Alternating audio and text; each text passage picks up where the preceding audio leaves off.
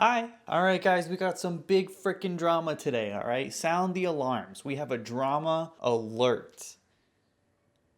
Oh.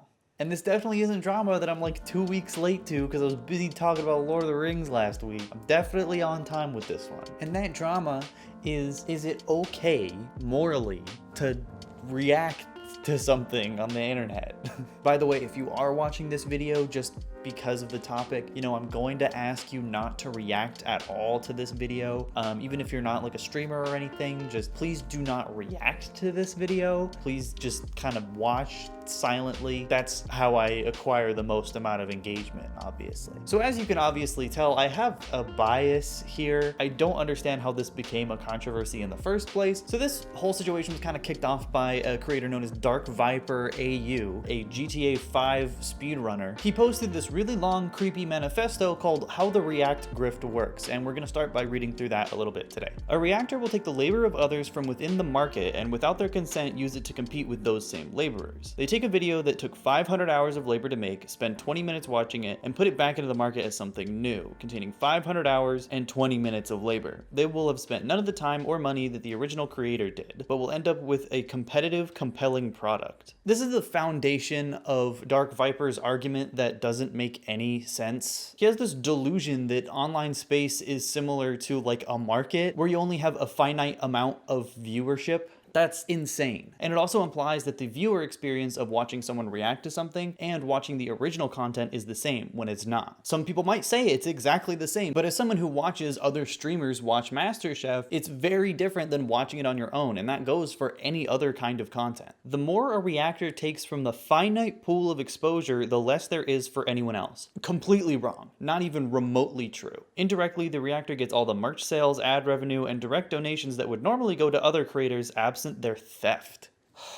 If someone like Hasanabi reacts to my video, that would cause a huge surge in viewers not just on the video he reacted to, but on my entire channel. Growth on YouTube is dramatically different than it was 5-6 years ago. And I think it is almost impossible to grow a YouTube channel without doing any networking whatsoever, whether that's collabs, whether that's getting streamers to react to your content. I mean, Ludwig made a video about building a channel from scratch and all he had to do was get one big streamer to react to his videos. Like, how is that not disproving this entire creepy fucking essay that you wrote? The reactor justifies this to their audience by giving a tiny fleck of their stolen exposure back to the non-consenting unpaid laborers.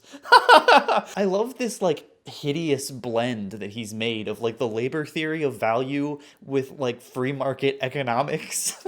Treating viewers like customers or like clients is a bizarre thing to do because YouTube content is free, which means that people can consume as much as they possibly could want, which means that someone could absolutely, and many do, myself included, watch a streamer react to the video that they're reacting to and the original video itself. And people like Dark Viper love to virtue signal to small creators, saying that like, oh, this is hurting small creators, despite him being a much larger creator. Like, how would you know, motherfucker? Sorry, no one reacted to your GTA 5 speedrun, but you wouldn't know. The idea of being paid in exposure is a disgusting practice, and it happens all the time for artists, especially smaller artists. The difference between an artist being paid in exposure and a creator being highlighted on someone else's stream is that that creator has made the video for either themselves or whatever audience that they have. They didn't make the video for the streamer. They made the video and it happened to get featured by someone else who's larger. Even if a streamer played an entire fucking video without commenting whatsoever, if they were doing it in good faith because they liked the video, I don't see anything fucking wrong with that, provided that they credit the person who made it. The astute among you may have realized that this is just similar to how capitalism works. Common in capitalism is for one person to bring together a massive amount of labor under their ownership, taking the revenue generated by that labor for themselves, and then giving a portion of that revenue back to the laborers. The difference between React capitalism and traditional capitalism is that laborers consent in a normal company to have their labor used this way. That's not true, even if the circumstances of society ultimately compel this consent. Okay, then you just undermined your own fucking point, you idiot asshole. Traditional capitalism also pays the laborers in actual money, which can be exchanged for goods and services, hypothetically enriching their material circumstances. In React capitalism, the reactor keeps all the profit for themselves, does not ask for consent, and gives nothing more than a small portion of the exposure that their enterprise is stealing for themselves. A. Implying that exposure does not equal money for someone who has monetization on their channel. B. Implying that exposure is not extremely valuable in and of itself. This exposure, again, would have gone to the creators anyway if they were not in the market with their stolen content. No, it fucking wouldn't have. How do you not understand how YouTube works algorithmically? Like, how do you think that people who are already in a live stream would have somehow discovered someone else's content outside of that live stream while they're watching that live stream? What the fuck is wrong with you? This shit gets me so heated as a smaller creator because he's acting as if this is what people my size want, and it is not true at all.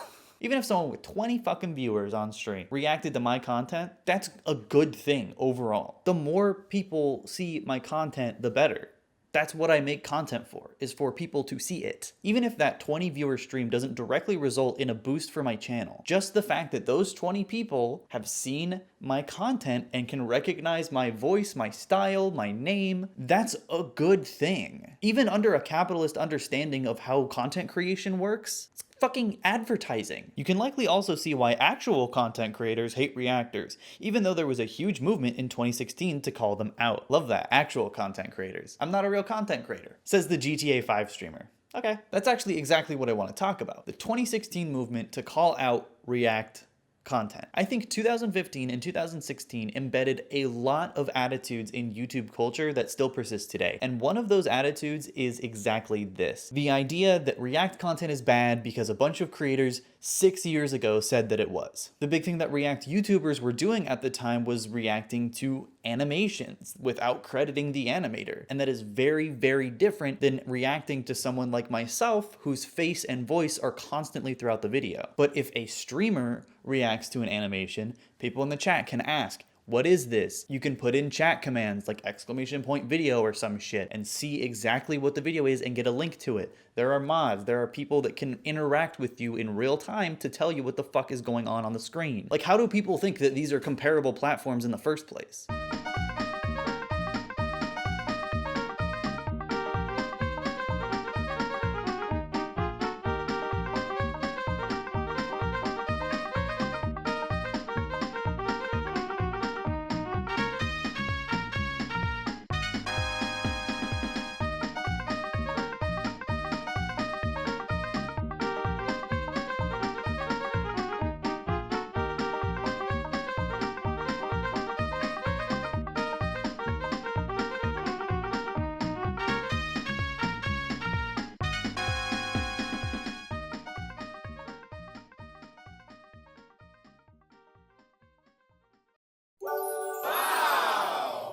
Unfortunately, the rise of live streaming has brought forth a new brand of exploiter ready to fill their bellies with free labor. Creating actual content takes time, energy, and creativity. If you do it all yourself, you will quickly get tired, burn out, or run out of ideas. The exploiter class, XQC, Hassan, Pokimane, Moist Critical, etc., will use this unpaid labor to avoid this expense, and therefore draw the maximum viewers and revenue from actual creators. Is he implying that the viewers in like Pokimane's stream are there to watch what she's reacting to and wouldn't be there regardless of what she was doing? Like, how can a content creator be so like delirious as to how any of this works? You might say, but I've heard of X content creator who is fine with reactions, but you're ultimately saying is, why do people participate in React capitalism even if they hate it? The answer is that everyone in the content creator marketplace is affected by React content, regardless of whether or not they give up their content to their overlords. As long as reactors are around, you are still losing out, as they will use their free labor to steal away exposure from all original content, including yours. At least if you join them by giving them unpaid labor, you can get a small flake of that exposure back. It's similar to people working in an Amazon warehouse. They might hate Amazon, but they do need a job, and getting that small flake from Amazon's massive revenue is better than getting nothing.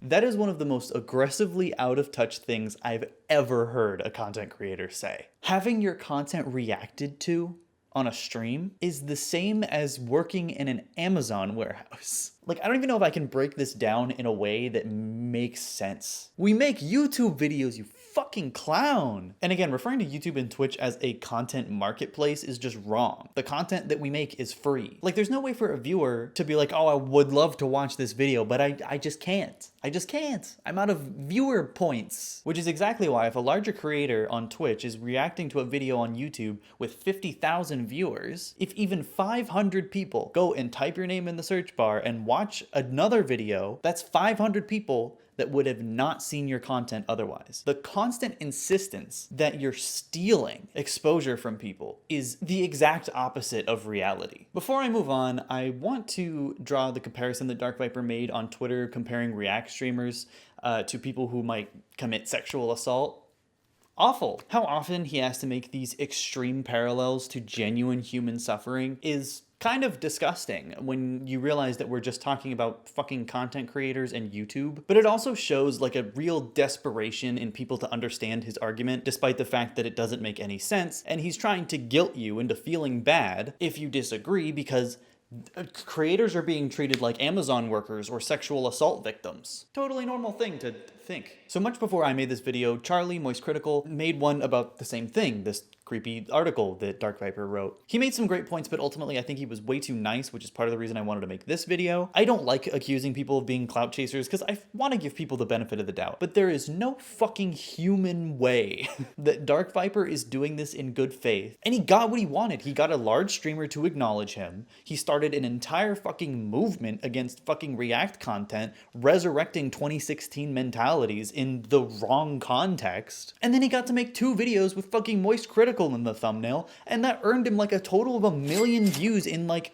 2 uploads. Like, I just hate this, dude. Why don't we just all advocate for the entire system that we make videos under to be worse? You know? I, for one, will never discourage anyone from watching my content under any circumstances, whether you're a streamer, whether you're fucking watching it in a group of people all together, because that's technically the same thing.